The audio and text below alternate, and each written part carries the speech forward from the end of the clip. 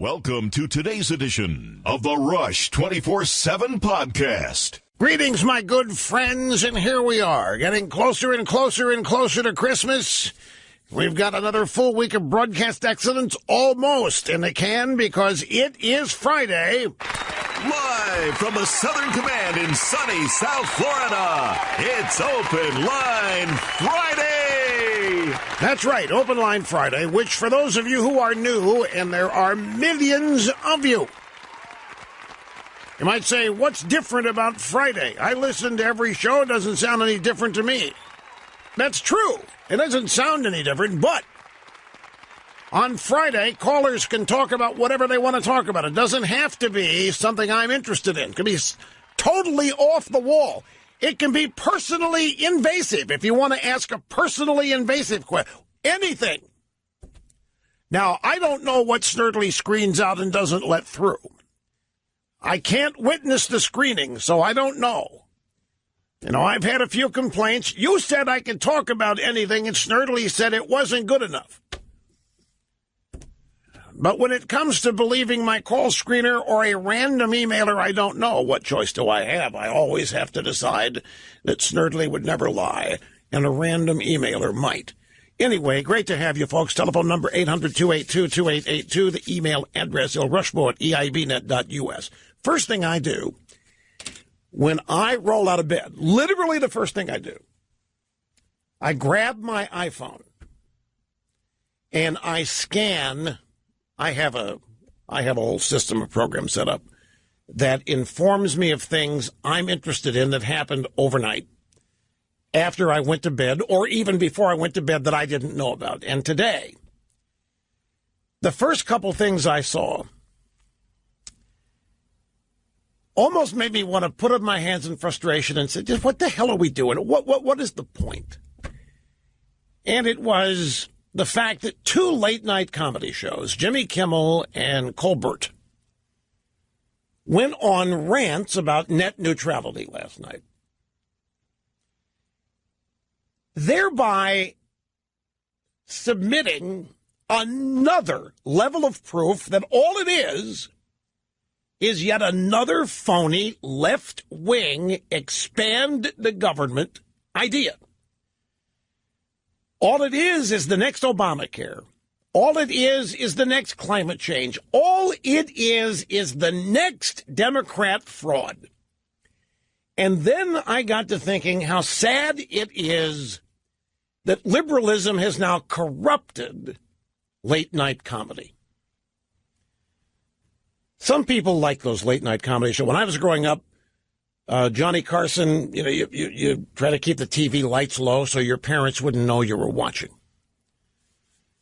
And then as I grew older and Johnny Carson was, I didn't have to hide the fact I was watching it. It was, watch it. And Letterman came along and watched that. But in the last number of years, and I always try to guard against, maybe it's just I'm getting older and those shows are made for young demographics and I'm not in the demographic anymore. I always try to avoid the old fuddy-duddy position.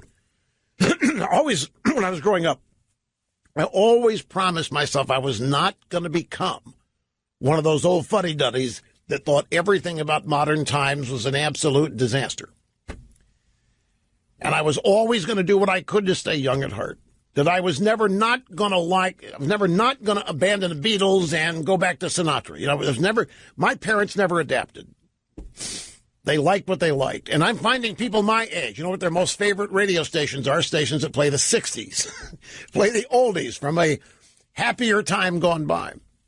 And I've since learned, because of the business I'm in, that if you are not in the 18 to 49 demographic, nobody cares about you.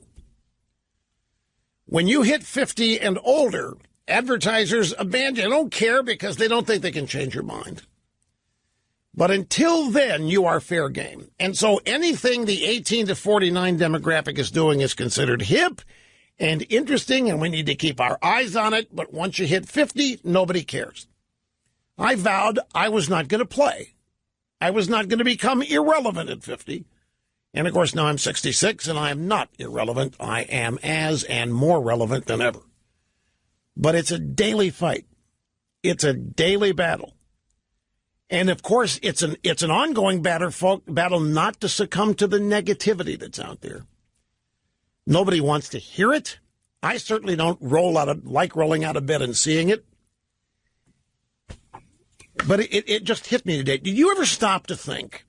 Because it's net neutrality, folks, is an entire fraud. It's as fraudulent and hoax-oriented as climate change. You do everything you can to prove it to people. And when you run out of proof, you simply say, okay, well, look, what's the difference in climate change and net neutrality? To these people, not a thing. It means one thing. It means the government controlling and regulating as much as it can get its hands on. These lame brains talking about net neutrality being the end of the internet do not know what they're talking about. Net neutrality, the Obama rule, is only 2 years old. But it doesn't matter. Do you ever stop to consider how much fraud we are hit with each day?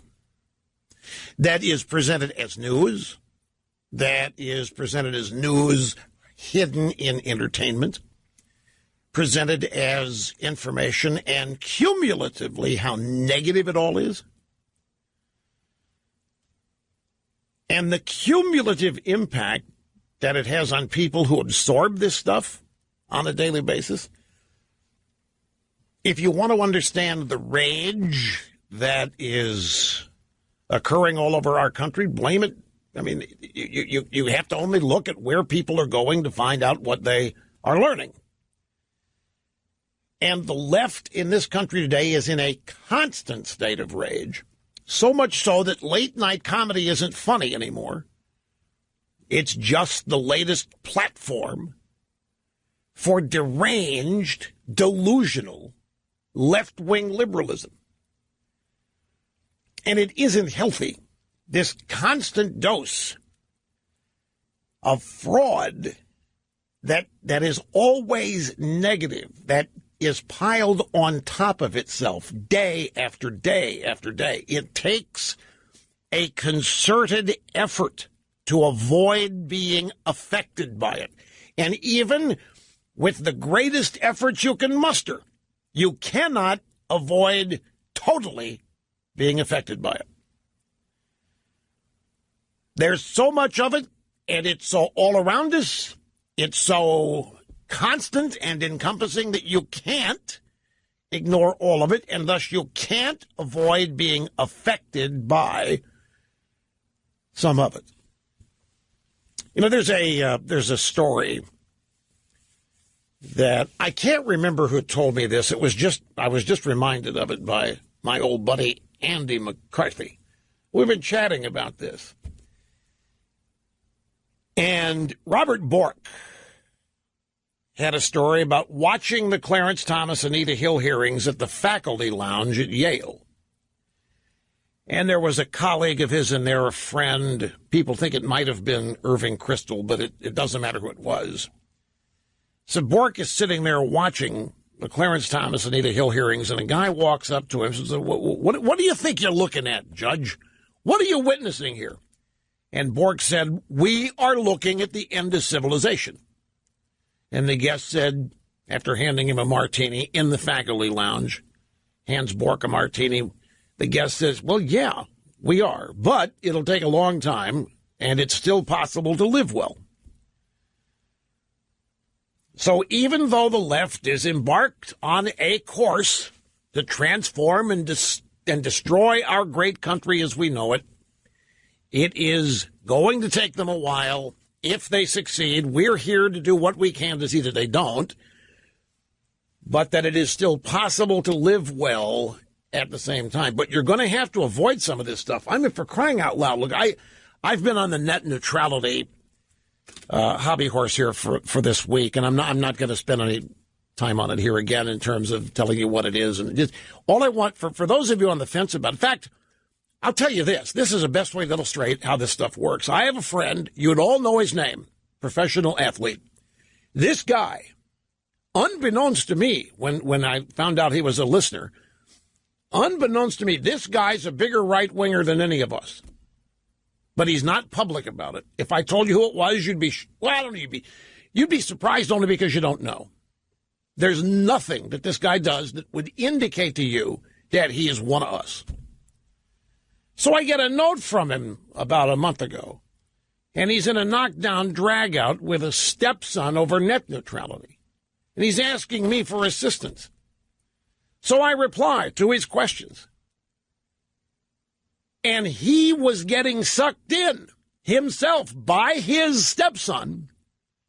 And by what his stepson was simply relaying every liberal bromide about this.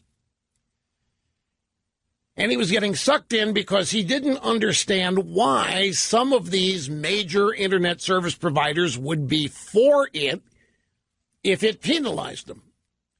And I said, I gave him an analogy. It's kind of like what Rubio and these senators are doing. Have you noticed that Rubio came out yesterday and said he's a no vote on tax cuts until they do something more with the child tax credit for poor kids or whatever? Now, I know Senator Rubio, and I admire him, but I'm just going to tell you what this is. He's going to vote for this. He's not going to vote against it. There's a lot of attention being focused on it right now. And there isn't one of these senators that wants to be the reason this thing doesn't pass, but they're using the opportunity of all of the attention to insert themselves in the story in a way that makes it look like they are holding out for a better deal for certain elements of their constituency. It's a common practice. Politicians do it all the time. I can't vote for this bill the way it's currently written. He's going to vote for it, as are most of these others. It's just an opportunity now to have attention called to himself, particularly caring about poor kids. I'm not being critical. I'm telling you how this works. So when it comes down to major ISPs claiming they're for net neutrality, what would you do?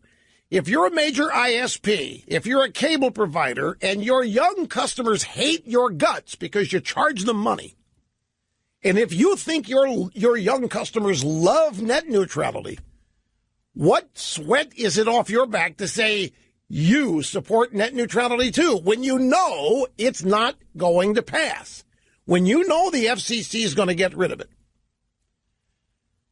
What harm is it to you of siding with your young customers who hate you and trying to change their minds? And I told my buddy, I said, this is exactly what's happening.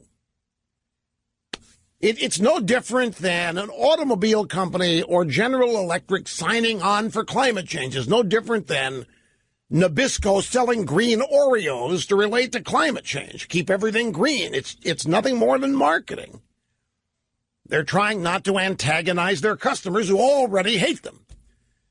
But I said to my buddy, how in the world are you being fooled by this? Look at the people promoting it and look at everything else they promote. Tell me how they're promoting this any differently than they promote climate change. And the light went off. And he said, you're right. It's not about the specifics. The specifics is what have lured me in here. It's about what the ultimate aim is putting government in charge of the internet. For the exact opposite reason they claim. I read these little tech blogs, and my heart goes out to these young kids. They're so wrong. They are so desperately wrong. They have been ginned up to hate everybody that provides them internet service. They hate them for a host of reasons. And they think the end of net neutrality means that evil internet service provider is going to start throttling their speeds, denying them service, slowing them down in favor of rich customers who will pay more. Let me give you a hint. That's the way the market operates in virtually every aspect. And they love this FedEx example. Well, Amazon, FedEx, all packages are treated the same. No, they're not.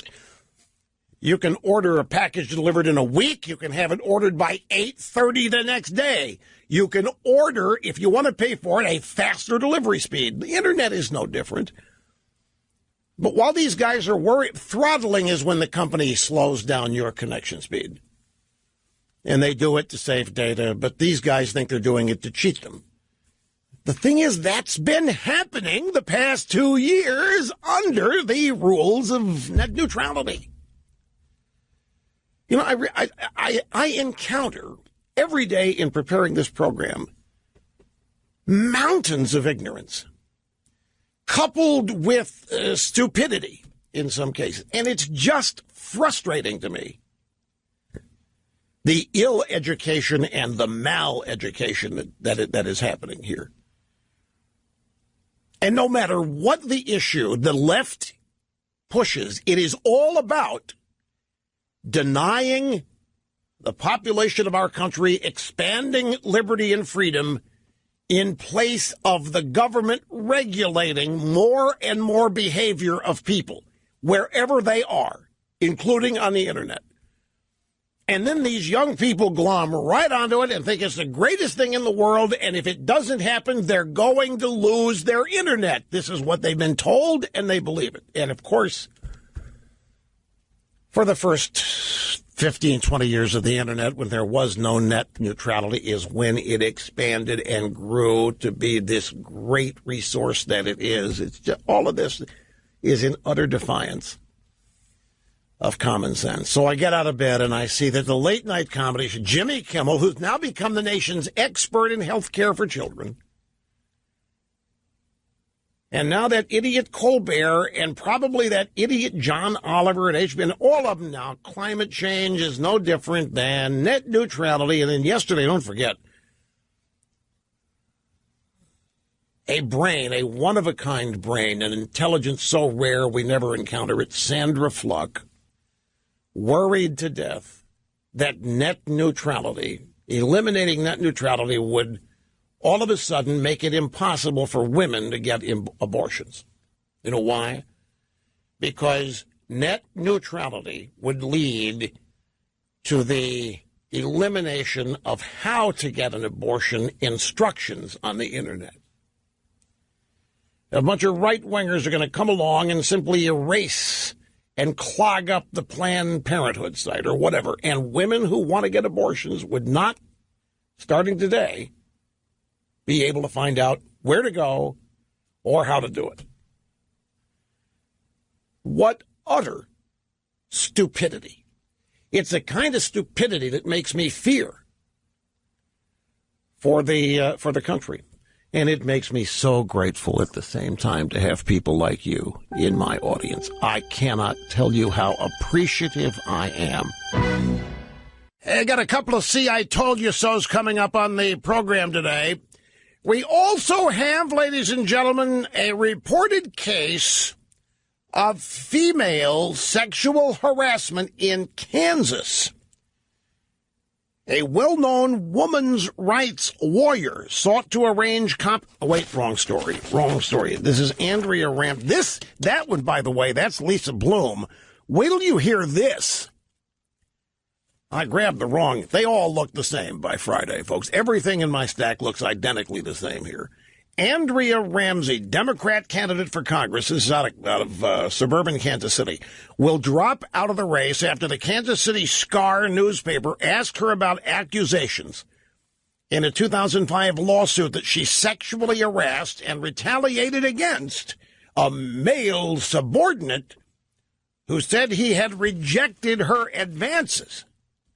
So it's a little equal time, at least, on this, but it's also rare. So we have that. We have Lisa Bloom offering to pay and compensate women who would come forth with allegations of sexual harassment against President Trump. That leads to, I have a major question about that. Trump at the FBI today pulling no punches whatsoever, and a giant See I Told You So on the Inspector's General report investigating all of this. Hang on. Okay, before we get to all that stuff I just talked about and more, I got a couple of sound bites. Cookie went out and found Jimmy Kimmel last night. The worst thing that happened to Jimmy Kimmel, his ratings are down 30%. Ever since he started this healthcare business on his kid. The reason why is because he's become, who's feeding him all this stuff is Chuck Schumer's office. He has become the late night connection for the Senate Democrat leader, Chuck Schumer. That's who provides Kimmel his talking points and his opinions and the way to talk about health care as it relates to his son with the heart defect. And of course, this is very, very cheap when you take somebody who doesn't know anything about healthcare and they get a sick child, and then the emotion that is involved in taking the child to the hospital, getting treatment, hoping the child lives, when that becomes that one emotional experience, this is why legislation is not written during times of emotion. This is why trials are not involved. Everything is done to avoid emotion. Emotion clouds everything.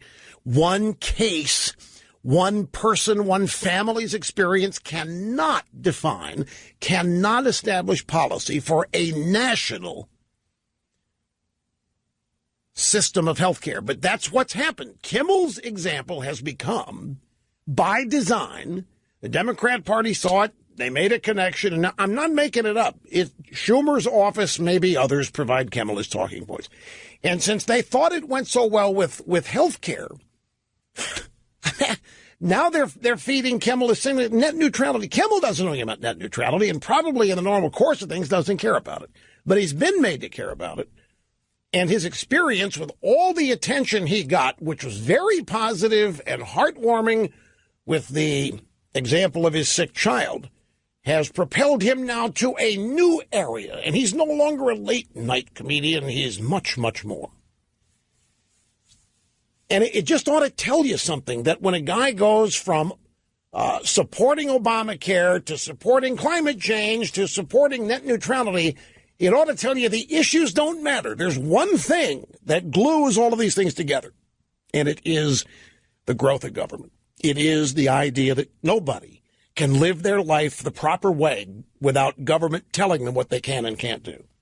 And, of course, the people in the government regulating this couldn't do this on their own. There's nobody in government who could have created the Internet. There's nobody in the government who could have written software for the Internet. There's not a person in the government, in the bureaucracy, who could do anything contributory to the American healthcare system. But it's amazing how all of these non-experienced, non-professional politicians who've never had real-life experience become the experts in people's minds, and the people who actually build these businesses become the enemy. And the Democrats have parlayed that into an overall hatred of corporations, a hatred of the private sector of the economy, and a love and devotion that the only element out there making it fair and making it possible to live without being harmed is the United States government, and particularly liberal Democrats in the United States government. So here is Jimmy Kimmel last night during his monologue on what is supposed to be a late-night comedy show, speaking about the FCC vote to end net neutrality. The FCC did something absolutely despicable today. They voted to put an end to net neutrality. Now, this is the rule that says everyone gets equal access to the Internet. A big company or somebody selling crocheted owls from their house in the Midwest. Now, as long as they tell us they're doing it now, Internet service providers will be allowed to slow down or block web traffic to any website or streaming service they like, which benefits the big telecom companies and does the opposite for all of us. They did this even though 83% of Americans support net neutrality, and 2 million of the people who supposedly wrote to the FCC to oppose net neutrality were bogus. Many of them turned out to be dead people. Someone stole the identities of dead people to help push this through. So now we have to hope Congress agrees to vote on and reverse it. But I just want to say thank you, President Trump. Thanks to you and this jackhole you appointed to run the FCC, big corporations are about to take full control of the Internet. So Merry Christmas, everybody. How many laughs did you hear in that monologue? You hear anybody laughing? How many people did you hear applaud in that monologue?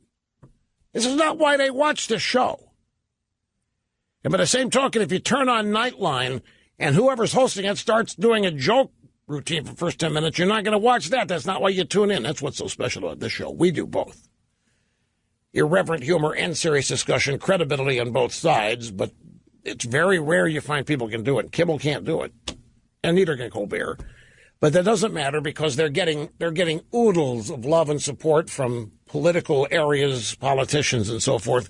and they've now become self-professed experts. So what Kimmel said here is simply not true. But I'm not gonna parse this sentence by sentence. I've already done that. He's just ignorantly wrong here. He's repeating things he's been told about how the little guy is going to be slowed down and the big guy isn't, and these evil corporations can deny you service. What sense does it make for these people to harm their customers? What sense does it make for them to make your internet service slow down so much that you get mad at them and looking for alternatives? What sense does that make? Anyway, Ajit Pai was on Fox this morning. Fox and friend Steve Doocy spoke with him. He said, exciting day there yesterday at the FCC. Oh, by the way, this business about all the fake dead people commenting on the net neutrality rules. Folks, the bots were from the opponents. All of the comments, the reason Pai and everybody ignored them is because most of them were fake. As are most of these people claiming they're never going to support an advertiser. They're fake. We're surrounded by so much fraud, it's impossible to know what's real anymore on your own. You have to have somebody you trust tell you what's fake or fraudulent, or maybe you trust yourself. But even then, you're going to have doubts. Anyway, here's Pai. And Doocy said, why is Jimmy Kimmel wrong about this? He's getting everything wrong about it. The free and open internet we had prior to 2015 is the one we are going to have going forward. And that kind of name-calling and hysteria is disappointing, but it's not surprising. Those who have said that the internet as we know it is about to end have been proven wrong starting this morning as people send emails, check on their Twitter accounts, post on Facebook and the like. We have a free and open internet going forward, and the FCC and the FTC going forward are going to make sure that happens. It's right. They're not ending regulation. They're transferring some of it to the Federal Trade Corporation, which means if anybody has a beef, they go there. But this point is being overlooked. I would venture to say, I'm going to take a wild guess here, that 80% or more of the American people have no idea that the last 2 years we have been living under Obama net neutrality rules. They don't even know what it is. So when you tell them, well, prior to 2 years ago, were you unhappy with the internet? No, I loved it. Why'd you love it? Well, I just loved it. It was there. Do anything I want. I hated my provider. Yeah, you hated your provider 10 years ago, didn't you? You hated your provider 5 years ago. You hated your provider the day you signed up with the provider because you've been told the providers are out to get you. But in those 10 to 15 years before net neutrality rules, did you ever feel like you were being shut out? Did you ever feel like you couldn't get your point of view across? Were you having trouble finding points of view you wanted? No. There was more speech. There were more opinions. There was more places to go to find out things than we have ever had in history. And here comes Obama. And let me tell you what the real reason they put net neutrality and all of this other stuff's a smokescreen. They put net neutrality in to make sure the internet didn't become the next talk radio and Fox News. They can't beat talk radio and they can't shut down Fox News. They want to control content. They want to control opinion. And the internet had way too much conservatism, too easily accessed. Obama's net neutrality rules put the government in charge of being the referee. You know what? Yes, we have a liberal site here, but they got 5 conservative sites over here. This is not neutral. This is not equal. Way too much conservatism on the internet, way too many conservative blogs. This is what they were hoping to use it for. All this business about your internet service provider slowing down your speeds, throttling your speeds or whatever. That's the way they hooked you in. What they were really going to do with this, and it was intended to continue with Hillary after she won, they were going to do slowly but surely, like with Obamacare, start to exert control over the content of the internet because they were hell-bent on the internet not becoming the next talk radio Fox News. When they didn't have control over it for those first 15 years, you couldn't miss an opinion on anything. You wanted to know the answer to anything, you could get it. You wanted an opinion on that story, you could get 15,000 opinions if you wanted. There was no problem. There was no discrimination. There was no lack of equality. It's like everything else. If you have a website, it's up to you to figure out how to draw eyeballs. It's up to you to figure out how to draw attention. If other websites do better than yours, it's not the fault of the network. It's not the fault of the market. It's not because somebody's being unfair. And just because somebody's website has more traffic than yours doesn't mean we need the government regulating all of it so that your website's treated more fairly. This is all such a crock. So if you had no problem with the internet from, say, 1995 up till 2015, then you ought to have no fear. The problem with the last 2 years of net neutrality is that they didn't really get going. I mean, they were going to have to do this slow. If they would have overnight implemented their intentions, there would have been massive outrage because it would have been the government denying access to certain websites based on they've got enough traffic as it is. They don't need any more. They would have been directing traffic. They would have been determining who gets what where. That's what they wanted control of it for. They're liberals. They're not interested in openness, neutrality, fairness. They are interested in control. Jimmy Kimmel will never understand this. I don't care. We can have the smartest professors in the world lecturing him for a year, and he wouldn't get it. Because his mind isn't open enough, nor any of the rest of these clowns. Now, another brief timeout. I'm delayed here by 10 minutes where I intended to be, but we'll make up the time, I promise you. Sweat it not. Yeah, let me give you a couple more heads up what's coming here. John Solomon, Allison Spanhabit at thehill.com, a well-known women's rights lawyer, be Lisa Bloom here, the daughter of Gloria Allred, sought to arrange compensation from donors and tabloid media for women who made or considered making sexual misconduct allegations against Trump during the final months of the 2016 presidential race, according to documents and interviews. Now, let's be clear what this story says. The story says that Lisa Bloom sought to arrange for women who would come forward and accuse Trump of sexual allegation, harassment, to be paid by either tabloid media or donors in order to get them to come forward. She offered to sell alleged victims' stories to TV outlets in return for a commission for herself. She'd arrange a donor to pay off one Trump accuser's mortgage and attempt to secure a six-figure payment for another woman who declined to come forward after being offered as much as $750,000. Now, wait. This story does not say the women were lying.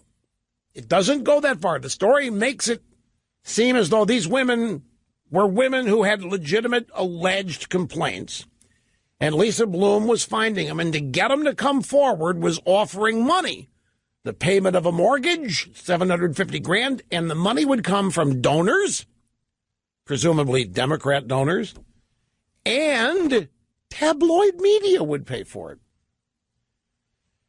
Now, as I say, the story does not allege that the women were making it up. But with this story, how far away from that are we? With this story, with an anti-Trump female lawyer offering to pay women to come forward with stories about being harassed or abused by Trump, how far are we away from somebody offering women to make up such stories and be paid for it? Seems to me we're not far from that if we at least know that this happened. Now, more on this in a moment. I want to grab Pete from Grand Rapids, Michigan, get a call in here in the first hour. Pete, how are you, sir? Very good. Thank you for taking my call. Yes, sir. You bet. What an honor to speak with you. I appreciate that. Same here.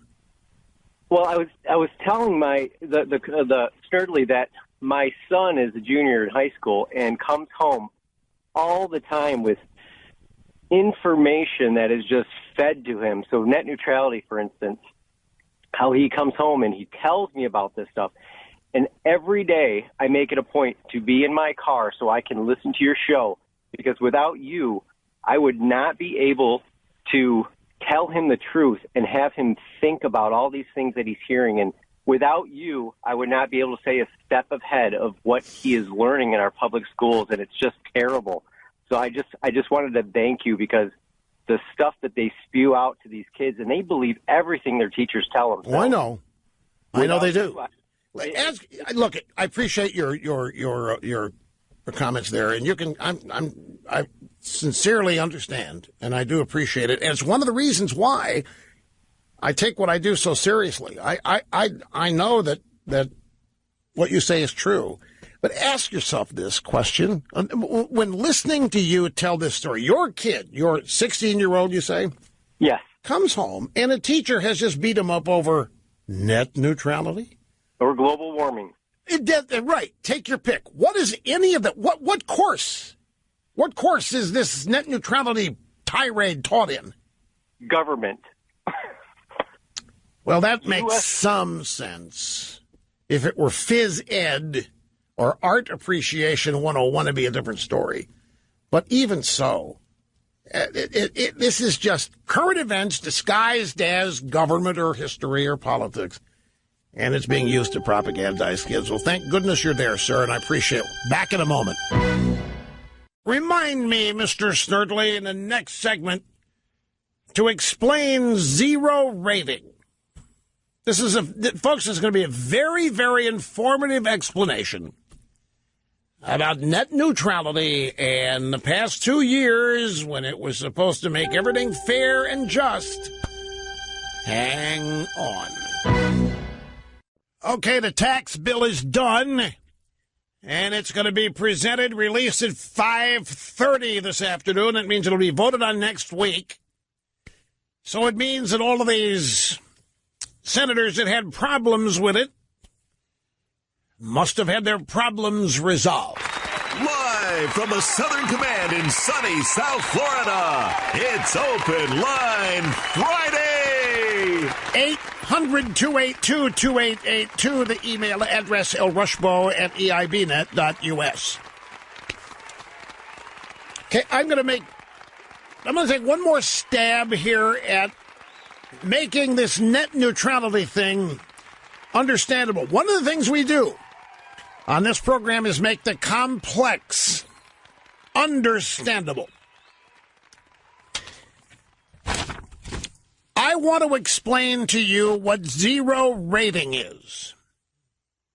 My guess is that a large majority of people have no idea. Let me just take a quick test. Mr. Snerdley, do you know what zero rating in the cable online? Dawn, you know what zero rating is? Brian, you know what zero? Well, I'm going to give you a hint. Zero rating, when I tell you what it is, you're going to say, why do they call it that? And you'll be entirely justified. Now, let me tell you what it is. Let me first tell you that the left hates it. They despise it. They want net neutrality to fix it. The thing is, it happened within the last 2 years. It happened during Obama's net neutrality regulation. The very thing, one of the very things the left hates and thinks net neutrality will stop, happened, and it happened wonderfully. To explain zero rating, let's start with a reality. Reality is that streaming video is the future. Movies, television shows, streaming is the future, and the industry knows it. It's the reason why Disney bought so many Fox properties. Streaming is the future. Streaming without requiring a cable subscription. As an aside, this is why ESPN is vulnerable. ESPN, in order to get what they offer by virtue of a website, by streaming, you have to have a cable or satellite subscription. You don't need one of those with Netflix. You don't need one of those with Hulu. You don't need one of those with YouTube TV. You don't need one of those for CBS All Access.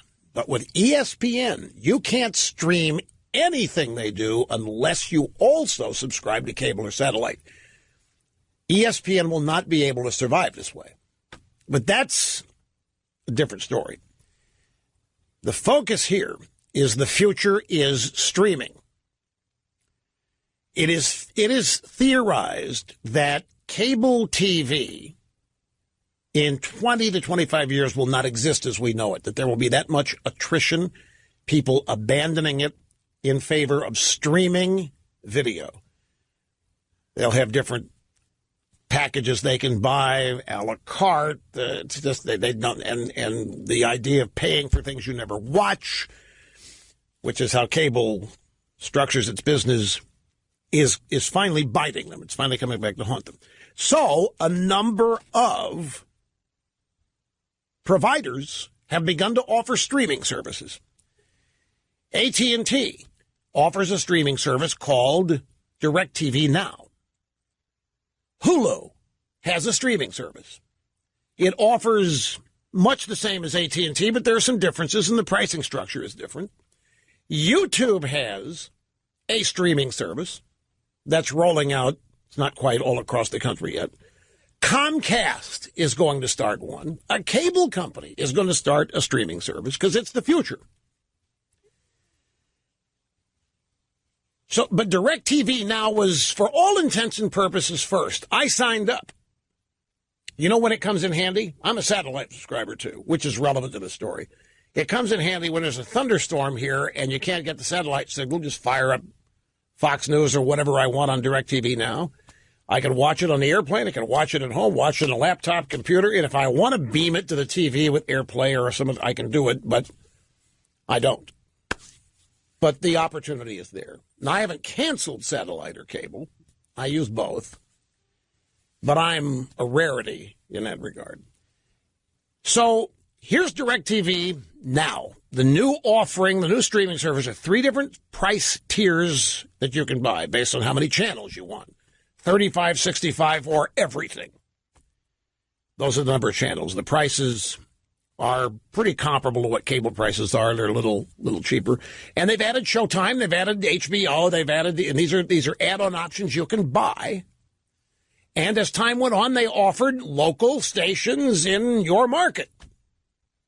The one holdout is CBS. DirecTV Now does not offer CBS because CBS provides it their own selves on their own CBS All Access app.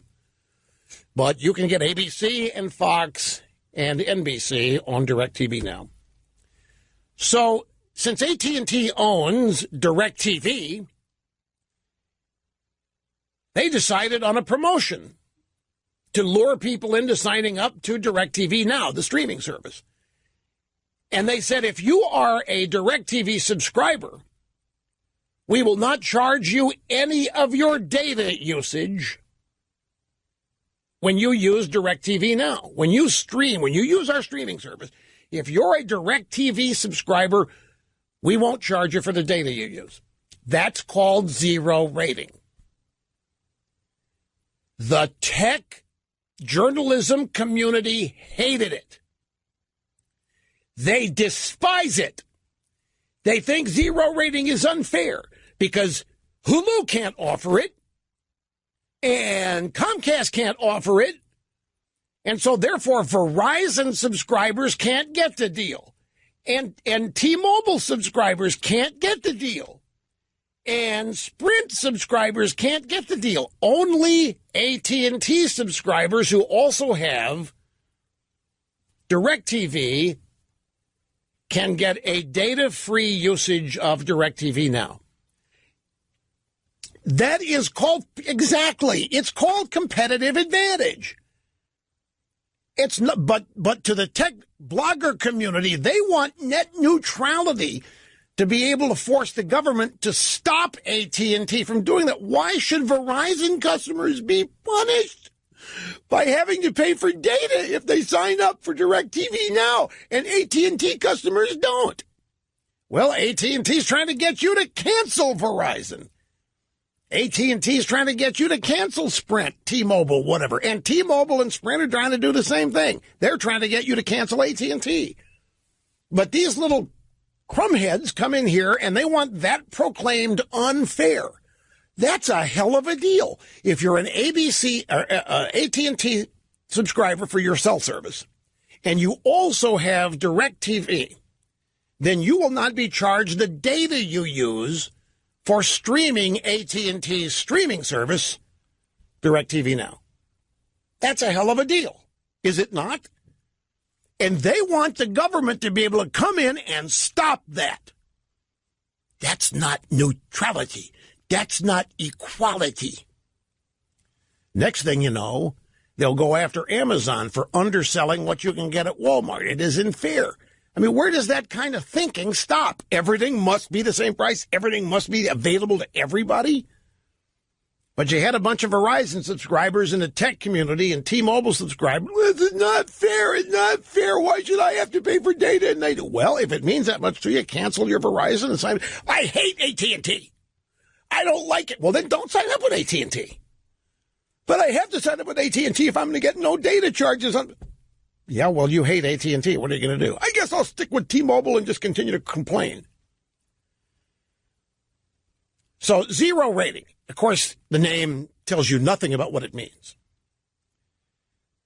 But it is competitive advantage. AT&T invested in whatever's necessary to provide a streaming service. They purchased DirecTV from Rupert Murdoch. So now AT&T is their phone network, their cell network, and DirecTV satellite TV, and DirecTV Now streaming. They want as many people as they can get using these things, and that's one of the sales pitches. And when I came across, I was stunned when I encountered the anger over this in the tech journalism community. I mean, they were livid about this. But here's the interesting thing. This happened in the last year and a half, right in the middle of Obama's net neutrality. It happened precisely when it was not supposed to be able to happen. It happened while under Obama's net neutrality heavy-handed regulation scheme.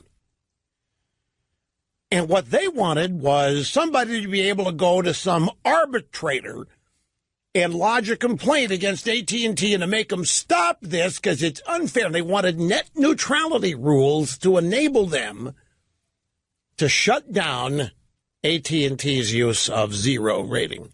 By the way, AT&T is not the only outfit that does zero rating. Zero rating is a name that describes a certain strategy, sales strategy.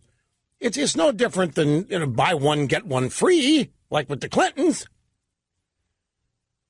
It's no different than any other attempt that an entity selling things will try to make it attractive to as many customers as possible. But here come these clowns who weren't AT&T subscribers thinking they were being discriminated against. And so we needed Obama and net neutrality to correct that wrong, to stop this discrimination. Now, I'm sitting here thinking, as I explain this, that virtually everybody in this audience will understand and side with me on this. But I'll guarantee you there are people out there snurdly listening who think that AT&T ought to be strung up and shot for this, that they think it's woefully unfair. It's not right that people who don't subscribe to AT&T can't get that deal. Well, look at the cars people buy. Some cars offer things free, some dashboard electronic devices, services, gizmos. You get what you pay for. And big customers get discounts. It's always been the case in virtually, look at insurance. The larger the group, the cheaper the premium. Volume sales. Nothing's changed here other than AT&T using its advantage and its arsenal. And by the way, DirecTV Now is up to 2 million subscribers. They are ahead of where they want to be, largely because I've been promoting them here and there. But look, Randall Stevenson is the CEO of AT&T. He's got some good people. Look, everybody complains about their cell service. Verizon customers complain about it. I have AT&T. There's spots near where I live that it goes dead. And everybody if you travel internationally, you would not believe cell coverage and cell service is so much better and so much faster. Go to Europe, go to Paris, go to any number of places. You'd be stunned. You go someplace. Let's say you're arriving Paris. You hit 10,000 feet. You get your cell signal on your phone. You have to be 1,200 feet flying into Palm Beach International before you can get cell signal on your phone. I don't care what carrier you've got. Everybody that travels internationally comes back and remarks how much better cell service is over there than here. Why is that? Well, it's I have no idea. Oh, speaking of this, there's a news story today. Glad I remembered this. AT&T has begun a giant research project and a test with Georgia, the state of Georgia's power company. And what they want to do is be able to deliver gigabit Ethernet over existing power lines so that they wouldn't have to run any more cable, fiber underground to neighborhoods and so forth.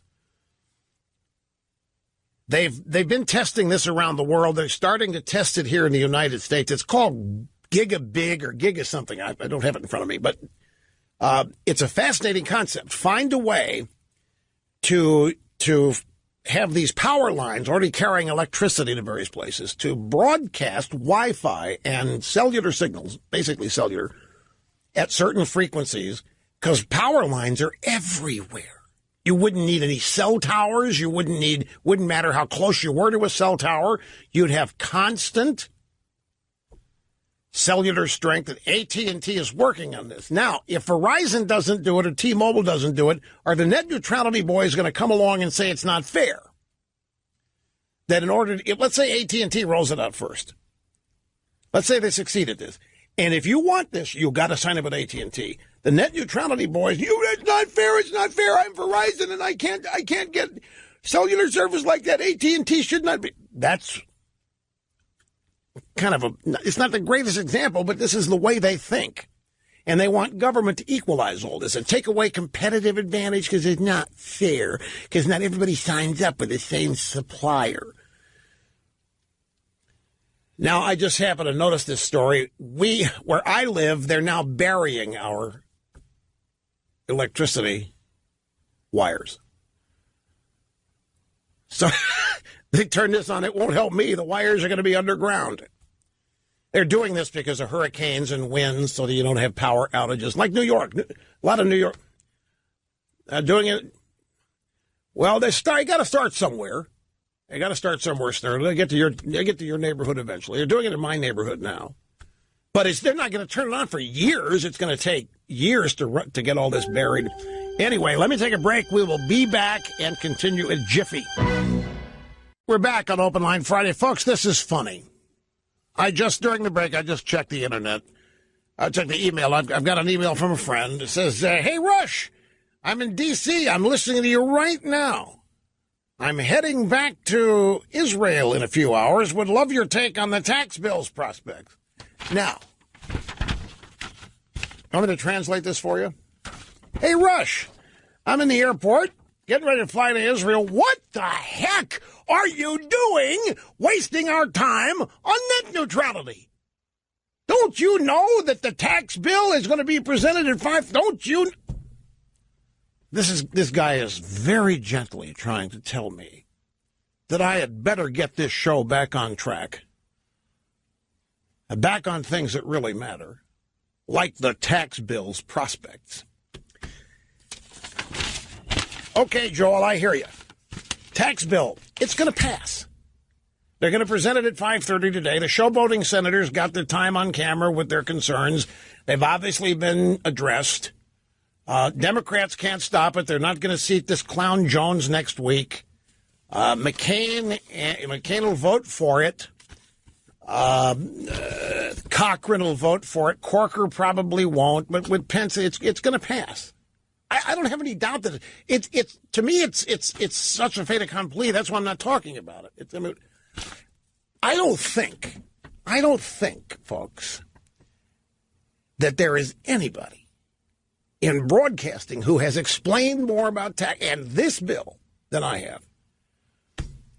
But you know me. Someday I follow my passions. I told you how this all got started. I got out of bed today. I was ready to go, and then I saw these two things on net neutrality. Ticked me off. And that got me lauded on a whole other subject matter. But that's my take on the tax bill. Now, he asked me about the prospects. He's not asking me about the contents. And I think that it's going to pass. Why? Why is it going to pass? Because the Republicans can't afford for it not to. Not after what happened in Alabama. And not after what happened in Virginia. They've got to do something that is on the agenda of the guy who won the presidential election. Plus, it's a good deal for the most part. The Democrats have their usual caterwauling about it. Well, it's a sop to the rich. The middle class is going to get whatever. You could eliminate the tax code. You could eliminate the whole. You could have a piece of legislation that gets rid of taxes, and the left would say it's hurting women and the poor more than anybody else. They would find a way to criticize it the same way they always do. But I think it's the fireworks may not be over on it, and the Democrats are going to do what they can to kill it, of course. But I think it's going to pass.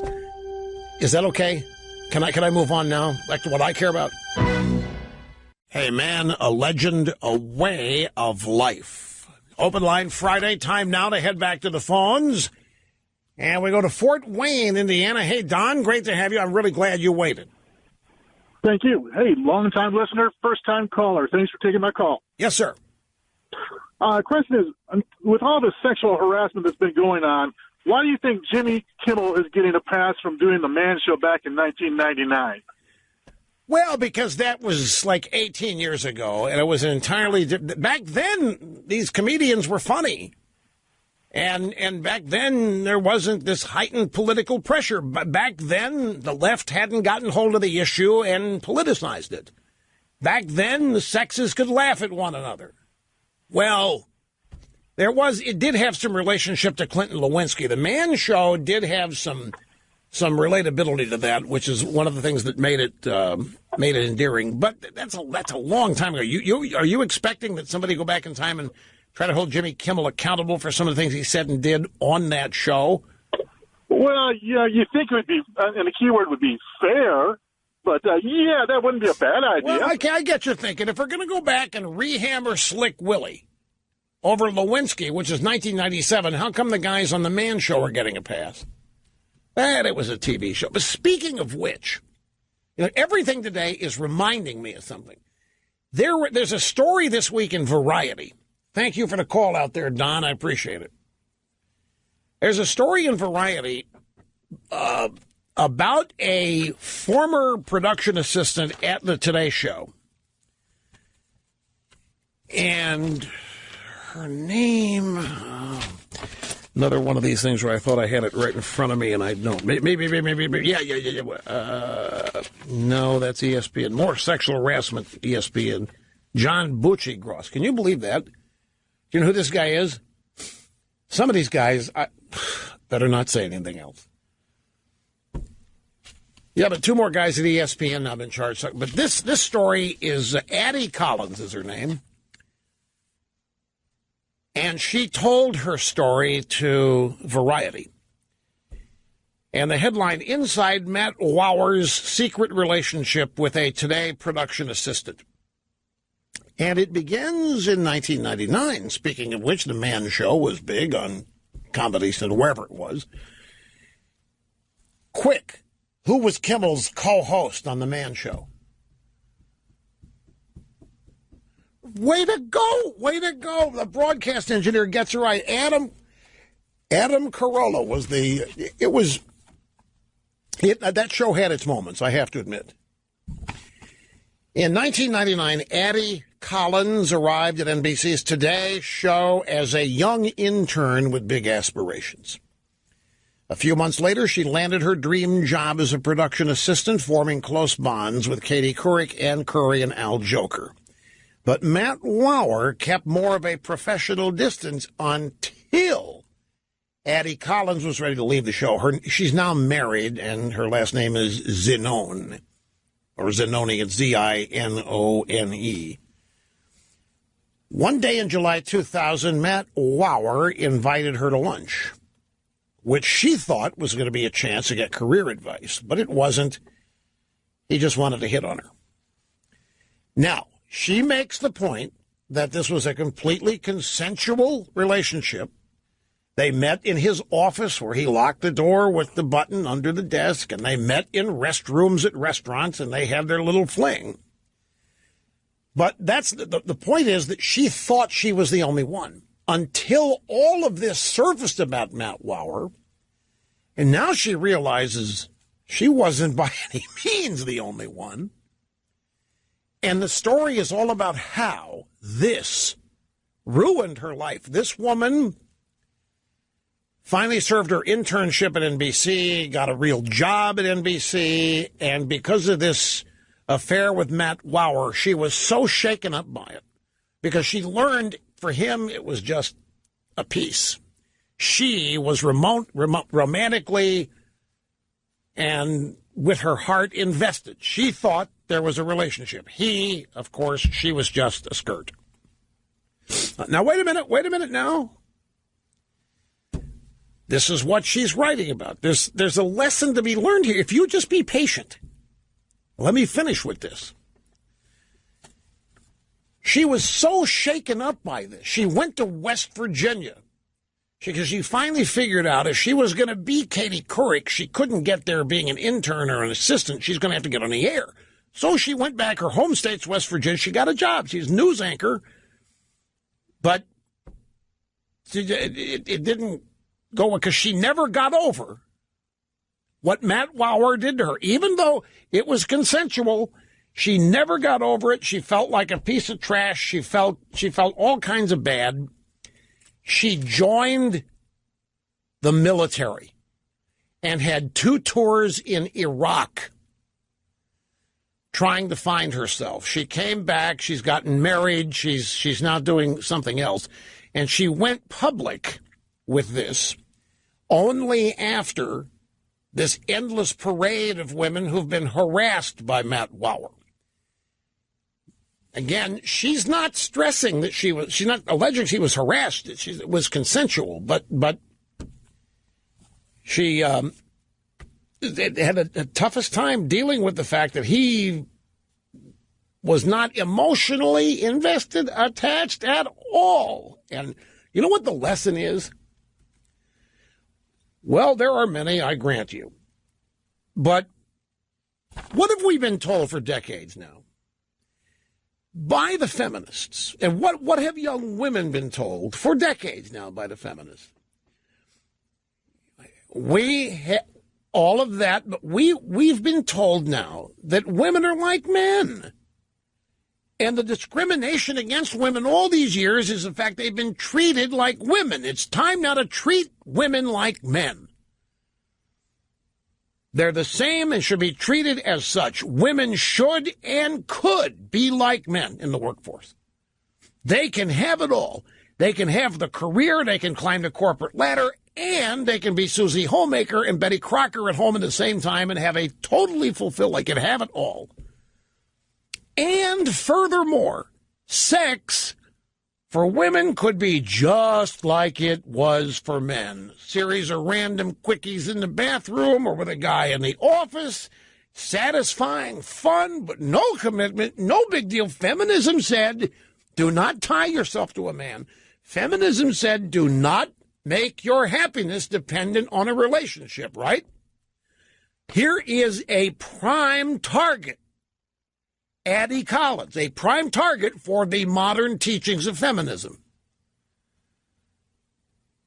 And it all turns out to be lies. Women are not like men.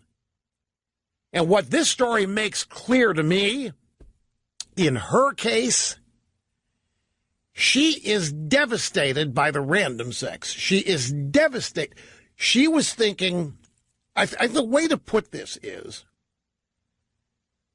in her case, how devastating random sex without any kind of a relationship or trust or commitment was to her. So this hookup business, fine for men, and you women, you can do it too. Don't worry about it. But it just doesn't work that way. And that's what the lessons are to me in this. Now, some of you may, hey, what is she complaining about? It was consensual? Come on, is the guy supposed to fall in love with everybody? What isn't she supposed to figure? This is Matt Lauer. If he's already cheating on his wife with you, what the hell are you expecting? Is that what you're thinking? She's all go through her mind?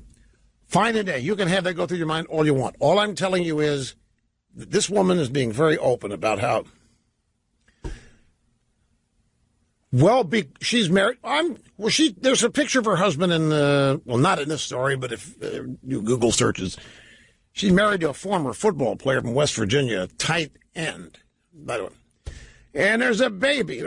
Because she feels like she needed to come forward and validate the stories being told by the other women about Matt Lauer, is what she says. She wanted the other women to be believed. She wanted the other women to know that there are other women.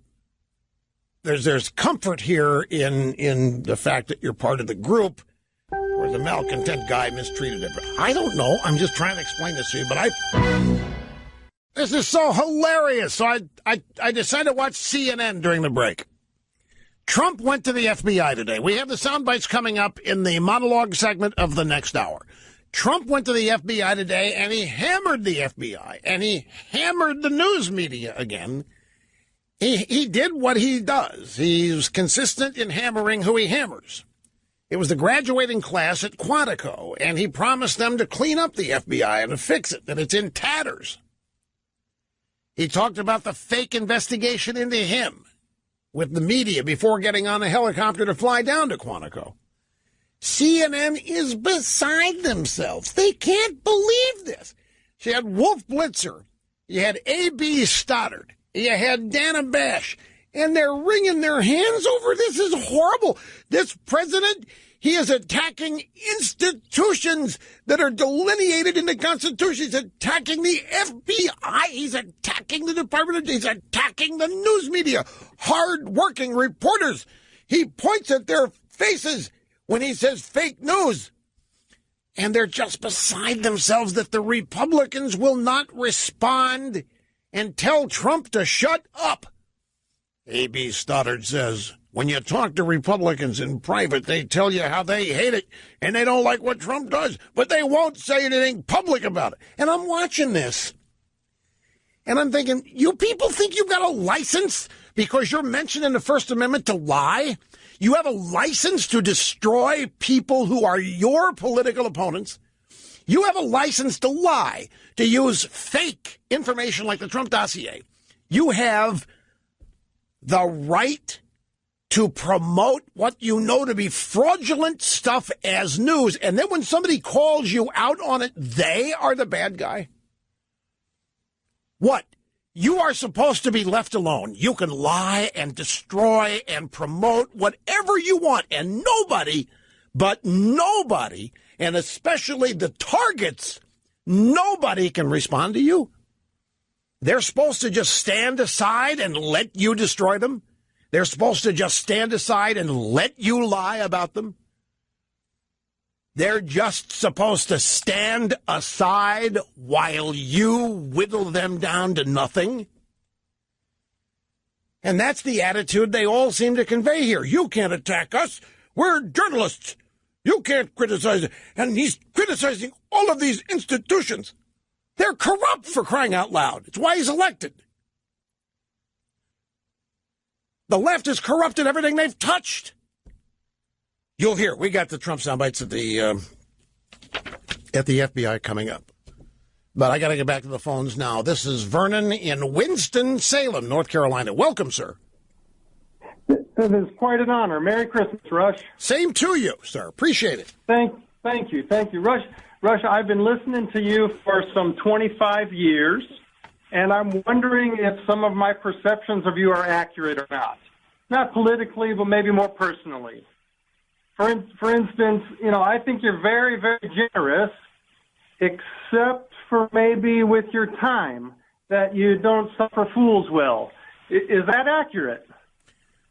You need to be a little bit more specific when you say I'm not generous with my time. How would you know? Did you, in what context do you mean this? You mean people on the phones?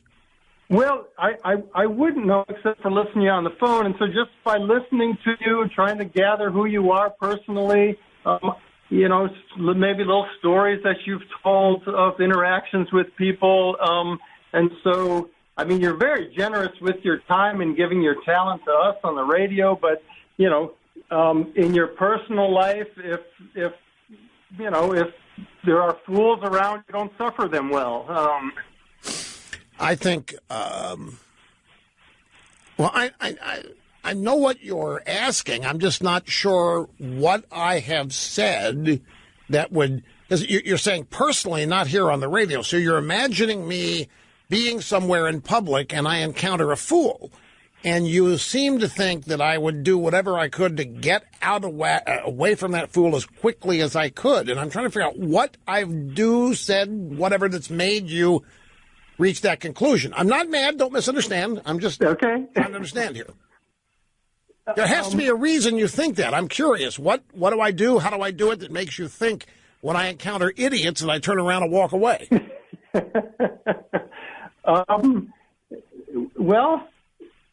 Because... Could it be the dinner party that I walked out of, my own dinner party, when I had some people insulting Sarah Palin? Maybe that might have been the story that you told. And it took me 2 hours to leave.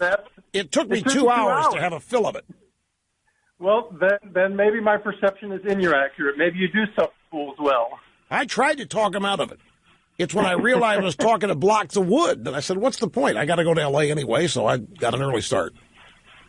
Another example is I do think you're kind of a big softy. Maybe not when it comes to politics, but, when you talk about your pets and things like that, you kind of seem to be like a big softy. And does that mean do you ever cry at a movie? I don't know.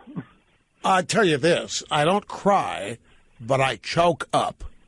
Yeah, well, I choke up at certain scenes in TV shows or movies, yeah. I get close to crying, but I don't cry. I stop it in time. But I don't cry. Yeah, it's interesting, these perceptions you have. I think it all springs from the fact that there's an image of me out there that I walk into a place, and if there are any liberals, I walk over and be, you full of it, get the hell away with it, and leave. That I have no tolerance for liberals or whatever. And it's just the opposite. When I'm out in public, I usually say very little at first. I listen, I absorb, and all that. I'm probably much more patient with people you're describing as fools, that don't suffer fools. I'm probably more patient with them because I see them as teachable opportunities, depending on the circumstance and so forth. But look, the bottom line is, and I don't want you to repeat this to too many people, but I'm basically a nice guy, an average, ordinary, unremarkable, if you were with me anywhere, nice guy. Harmless, lovable little fuzzball, actually. But keep that between us, because destroy them. Okay, Donald Trump and the FBI, and the reaction that it got. More on the Inspector General report leaking all of these texts. I talked about this yesterday, and it's all over the news today. A big C, I told you so. And there's tax bill, I've already set that, that's done. There's other stuff, too, folks. Just sit tight. We'll be back here before you know it with much more. The final hour of Open Line Friday is right straight ahead. And greetings. Welcome back. Rush Limbaugh. Open Line Friday, final hour of the week. Live from the Southern Command in sunny South Florida, it's Open Line Friday. Yeah, I'm going to get to that, too. The softening of the editing of Comey's statement on Hillary. Yeah. All that's coming up. Hang in there and beat the... Snerdley, I think you're going nuts here. It's unnecessary. Snerdley still can't believe this woman that wrote the story about Matt Lauer.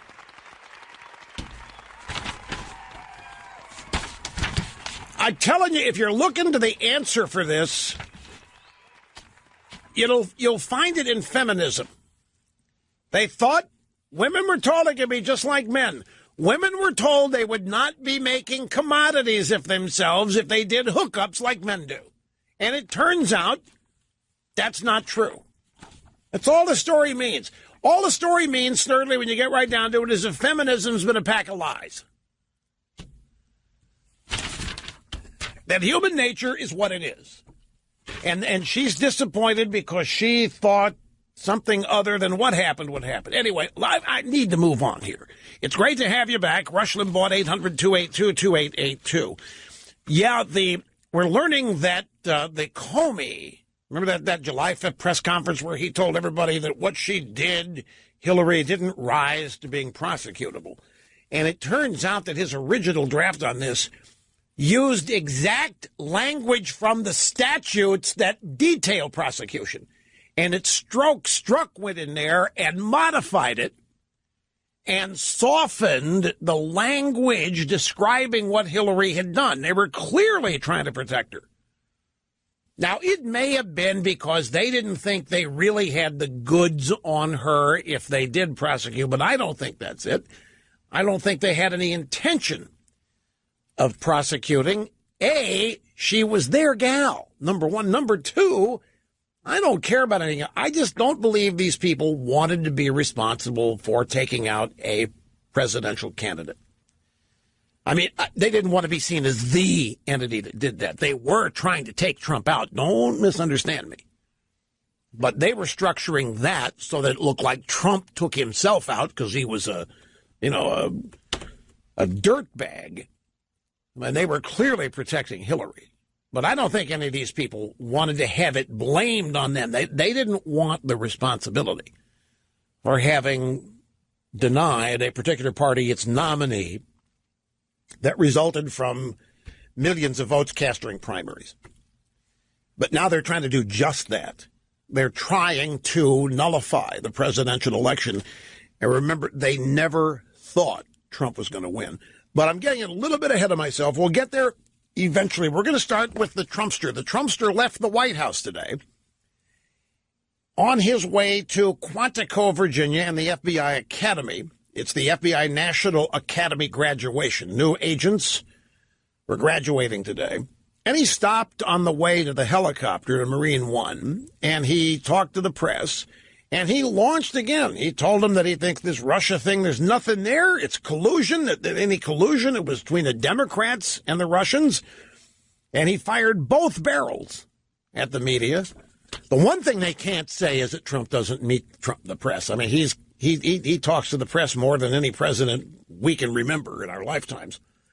So anyway, he sets the table by just launching with the White House press corps outside on the way to the helicopter, then gets down to Quantico. And we have 3 sound bites from his speech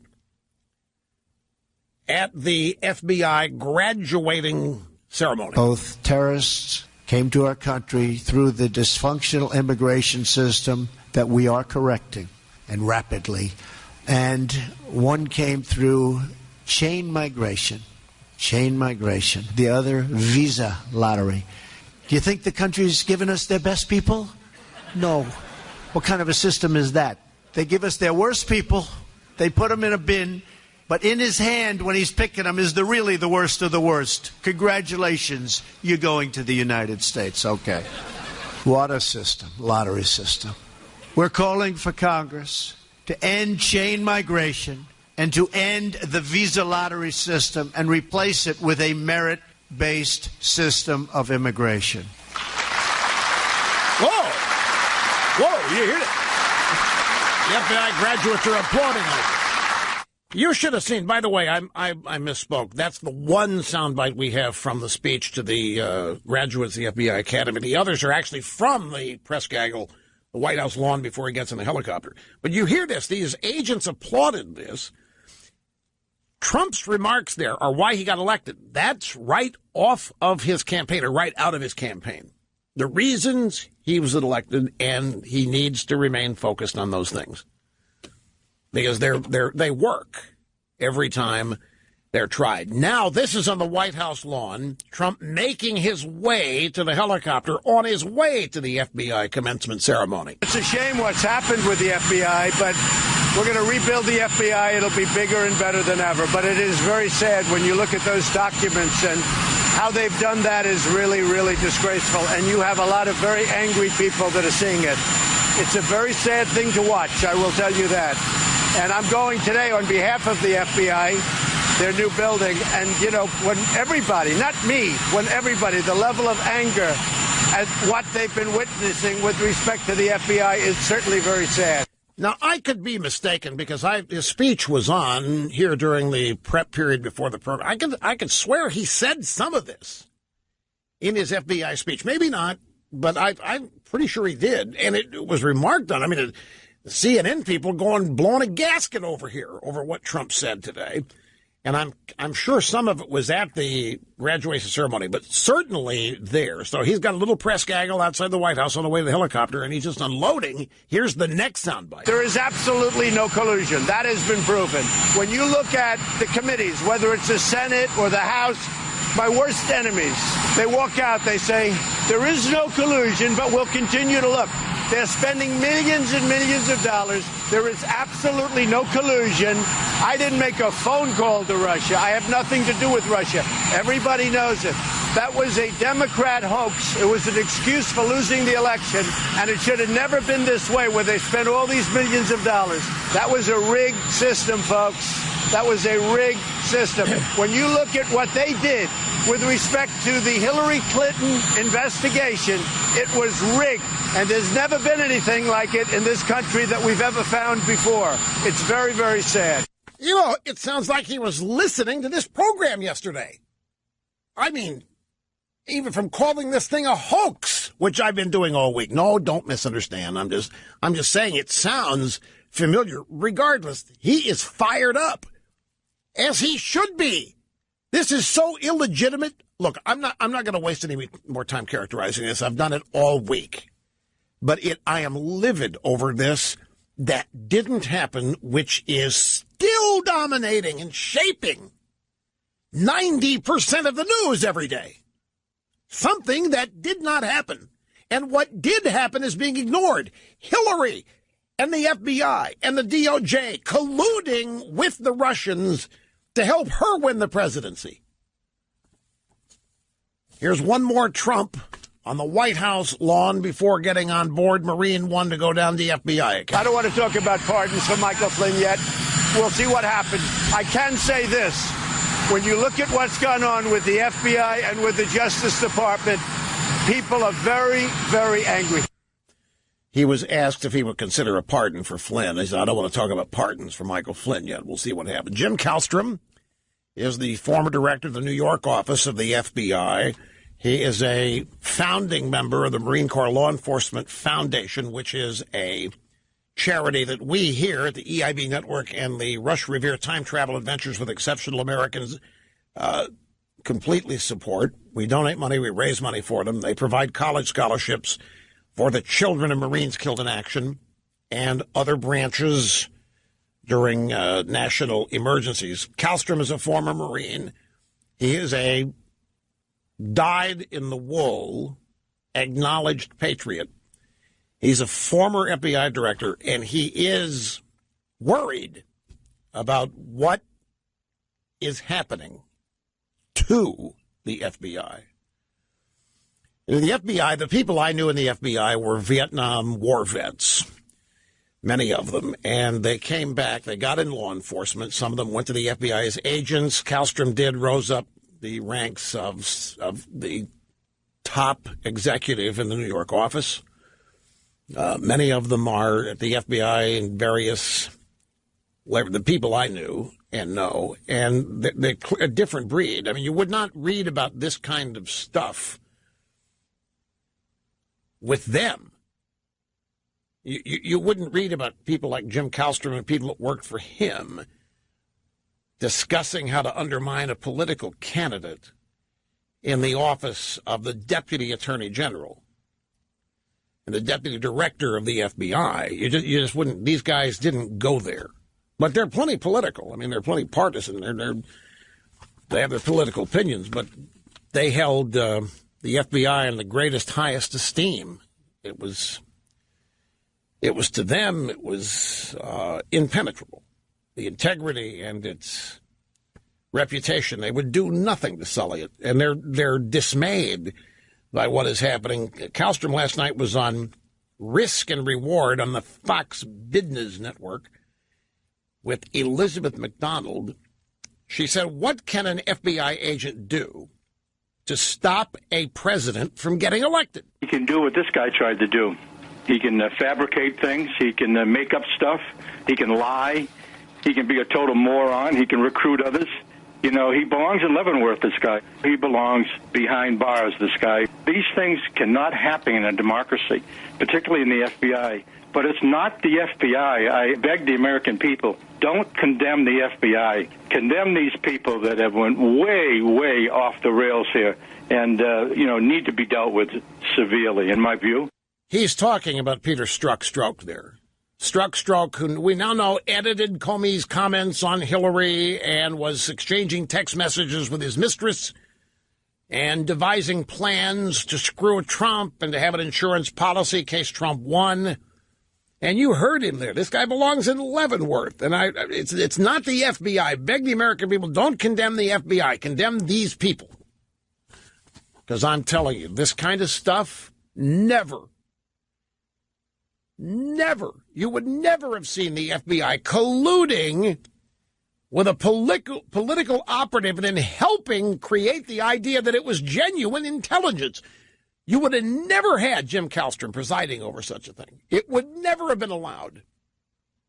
Which is what I mean. The left, Democrats, whatever you want to call these people, have just corrupted everything they've touched by virtue of politicizing it with their own personal political beliefs and dreams. Now, here's a setup for the story on Comey's remarks being edited. This is last night on the 5 at the Fox News Channel.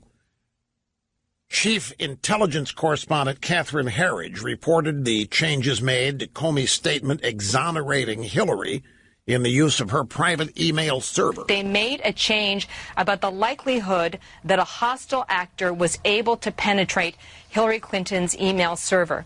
And the original draft said that given the combination of factors, so it's talking about the lack of security with the server and the fact that it was a target, we assess it is reasonably likely that hostile actors gained access to Secretary Clinton's private email account. And in the public statement by Director Comey, that was downgraded to the term possible that they accessed the Clinton email server and the hundreds of classified messages that it contained.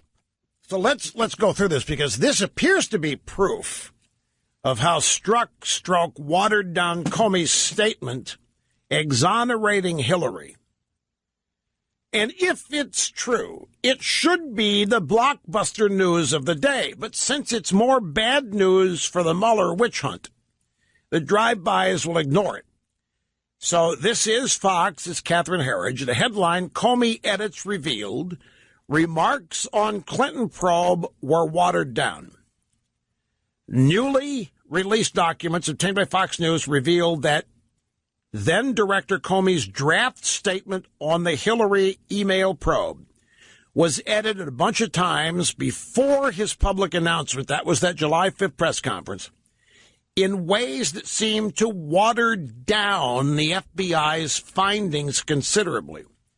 Senator Ron Johnson, Republican Wisconsin, chairman of the Senate Homeland Security Committee, sent a letter to the FBI yesterday that shows the multiple edits to Comey's highly scrutinized statement. For example, in an early draft, Comey said it was reasonably likely that hostile actors gained access to Hillary's private account. That was changed to say the scenario was possible. Reasonably likely changed to possible. Now, this is significant for two reasons. And we pointed out that by using a completely unsecured private server that did not even require a password, Hillary exposed compartmentalized national security secrets. Even the Obama team of Comey, Brennan, Clapper are on record saying it's very likely her server was breached by foreign interests.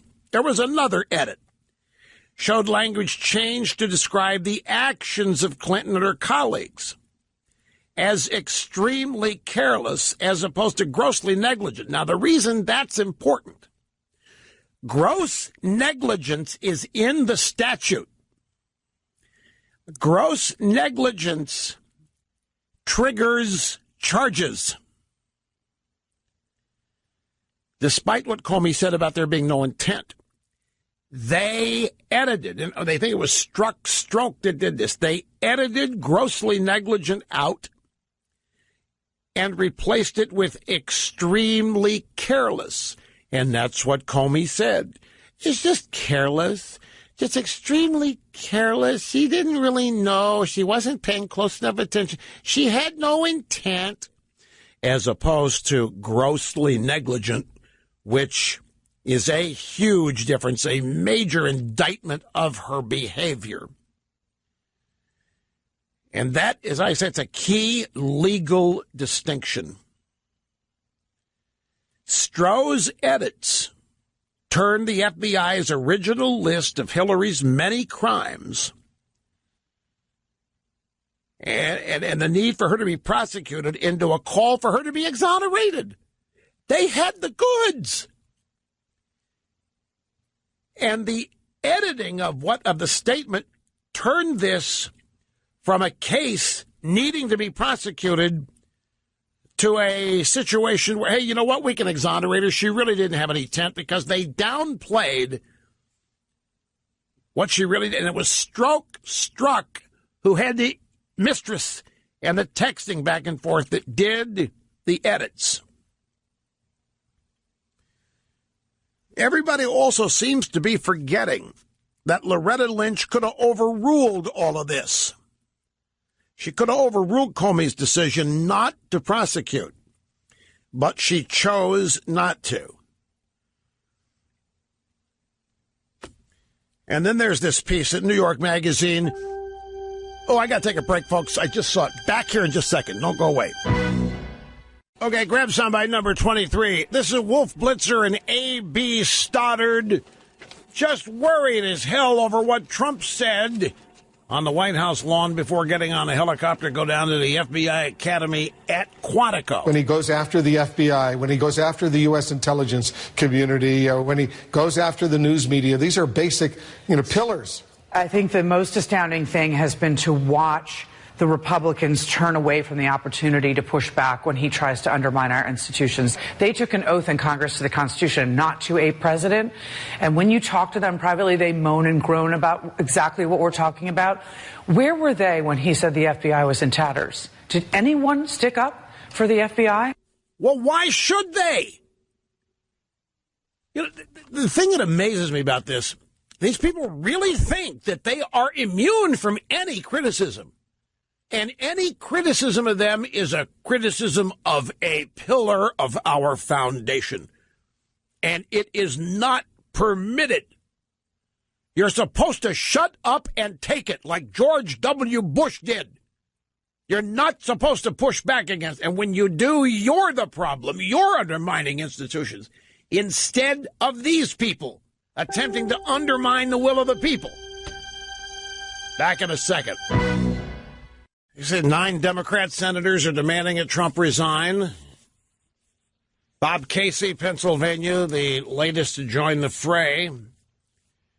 It's clear now what the Democrat strategy with Trump is going to be. It's just a continuation of illegitimate, unjust, has no business being there, cheater, liar, all that sort of stuff, womanizer.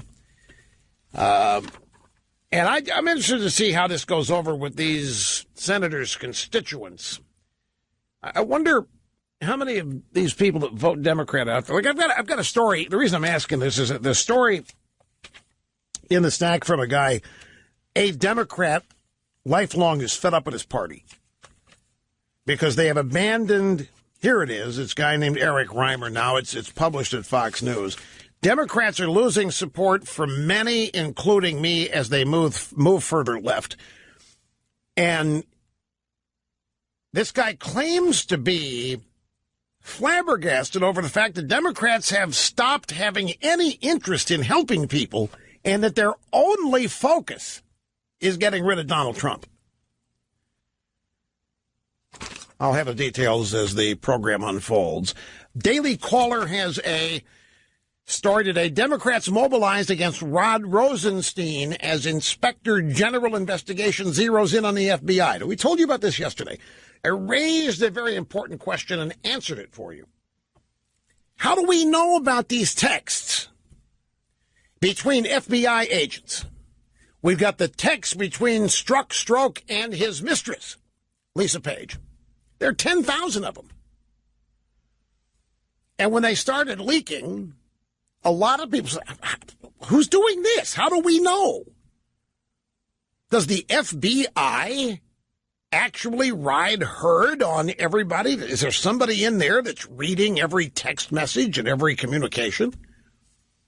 Well, we came to find out that there is a massive Inspector General report of the FBI and the DOJ taking place, and it's been going on for many, many months. And then we came to learn that Devin Nunes, who runs a House Intelligence Committee, has been demanding some information from this investigation because members of the FBI are stonewalling. They're refusing to come up and answer questions. So after these various agents and other actors are refusing to show up at congressional hearings, the leaks started. So the Inspector's General Office is deciding to leak. This is kind of unheard of. I mean, leaking is not unheard of, but for Inspectors General. Now, theoretically, they are independent. They're there to inspect and examine. Every cabinet level department has one. Inspector General, he has an office, has a bunch of people, and their purpose is to keep the agencies clean and to ferret out corruption, wrongdoing, or whatever within the agency. And they're constantly working, and sometimes they're given specific charges. Well, this IG is looking into what the hell's been going on at the FBI in regards to the Strzok relationship with the babe, and then the relationship the FBI has to Fusion GPS and the Trump dossier and all that. And now these texts between Strzok and Lisa Page are leaking, and it appears they're coming from the Inspectors General office. Now, people are surmising that if the IG is leaking this stuff now, what he's got left must be bombshell. There's a theory that these leaks are happening to prepare us, the American people, for a bombshell report, so that when it comes, we're sort of conditioned for it and not hit over the head with it. And this is why Democrats are attacking Rod Rosenstein's credibility. They should be in love with this guy. This is the guy who appointed Mueller. This is the guy that testified before a committee this week and said Mueller's doing great. There's no reason to fire the guy. He's doing absolutely wonderfully. But the Democrats are fit to be tied over Rosenstein. Rosenstein bowed to the pressure they brought to name a special counsel, which Comey engineered, by the way. And they're upset because the Department of Justice Inspector General released text messages from Strzok on both the Clinton email investigation and the Russia probe, rooting for Clinton while he was investigating her and discussing an unknown insurance policy against Trump in case he won. Democrat politicians and left-wing media have attacked Rosenstein's credibility in response, claiming he should have blocked the release, the leaking of these text messages. Democrat Maryland Representative Jamie Raskin, one of 58 House Democrats to vote in favor of impeaching Trump, attacked Rosenstein and the DOJ on the House floor Thursday, claiming the release of the text messages shows that there are people in the Department of Justice apparently cooperating with this effort to undermine the integrity of the special counsel. I think it was Congress that was demanding the release of these texts, Congressman Raskin. I think one of the reasons these texts are being released is that Congress has demanded these agents come up and testify, and they're being told no, they're stonewalling. The DOJ has been sitting on all this for more than 5 months after Devin Nunes and his team have been requesting it. The DOJ, according to Congressman Raskin, should have withheld these messages, which were exchanged on taxpayer-funded cell phones. Raskin said the key thing to understand is that all of those text messages are totally irrelevant and claimed they were nothing more than political opinions. Right, opinions from people who are using the FBI and the FISA court to get dirt on political opponents. So I thought yesterday that's what this, but the fact these clowns are mad at Rosenstein, you got to love that. They should be in love with Rosenstein. You know what we need, folks? We need some intelligence community neutrality. Establishment Washington, dominated by leftists. Establishment Washington has established a surveillance state of its political opponents, i.e. Republicans and conservatives. Domestic communications are swept up. Political operatives have ready access, which allows them to do with them as they please, i.e. insurance policies. We know this because Donald Trump was elected president. We know that the intelligence community and the deep state has been working with the Clinton campaign, the FBI, to undermine Trump. We need to reverse the concentration of power and information. And for that, I'm calling intelligence community neutrality right now and today. No. That's not right. That is not right. I was just asked about Netflix. Sorry, the net neutrality question. Since everybody loves Netflix, let me use an example. Let's say, I don't know, let's say Comcast. Comcast provides mobile service, wireless internet, Wi-Fi for your home.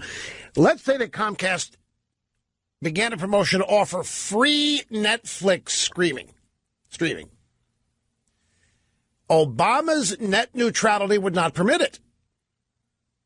Unfair. Non-Comcast customers couldn't access it, therefore it wouldn't be permitted. There's your net neutrality. But if Comcast wants to make the deal with Netflix, and if they want to offer that as an introductory thing, no Netflix subscription ever, 3 months or what have you, the Obama administration would have shut that down and stopped all kinds of competitive pricing. It would have been a disaster. Look, all you have to look at is who is promoting this. It's the same climate change crowd. It's the same Obamacare crowd. What it is should not even be a factor. Who's promoting it should be all you need to know to oppose it. No more complicated than that. Before we get out of here, I knew this was going to... How many of you watch the Hallmark Channel? This time of year, Hallmark has the classic Christmas movies of all time. They are wholesome. They are family-oriented. They're just the best Christmas movies and holiday movies that Hollywood's produced.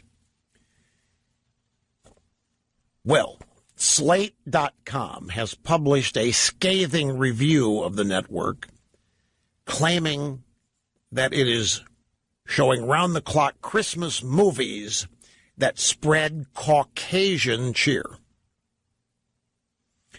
Hallmark Christmas movies under fire for spreading Caucasian cheer.